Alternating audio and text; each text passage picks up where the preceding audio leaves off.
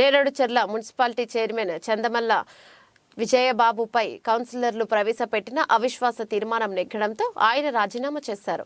రాష్ట్ర ఎన్నికల అధికారి ఉత్తర్వుల మేరకు సోమవారం president officer Huzur Nagar RDO Jagadishwar Reddy municipality ప్రత్యేక సమావేశం ఏర్పాటు చేసి చైర్మన్, వైస్ చైర్మన్ ఎన్నిక నిర్వహించారు. మున్సిపల్ చైర్మన్ గా కాంగ్రెస్ పార్టీకి చెందిన 11వ వార్డు కౌన్సిలర్ బచ్చలకూరి ప్రకాష్ ఏకగ్రీవంగా ఎన్నికయ్యారు. వైస్ చైర్మన్ గా 5వ వార్డు కౌన్సిలర్ అలక సరిత సాయిరెడ్డి ఎన్నికైనట్లు ఆర్డీఓ జగదీశ్వర్ రెడ్డి తెలిపారు.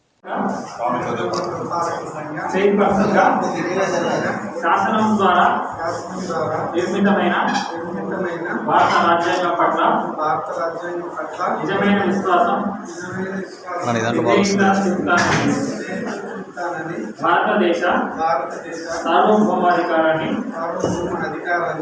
సమగ్రతను కాపాడుతానని నేను స్వీకరించబోయే కర్తవ్యాన్ని శ్రద్ధాశక్తులతో నిర్వహిస్తానని దైవ సాక్షిగా ప్రమాణం చేస్తున్నాను.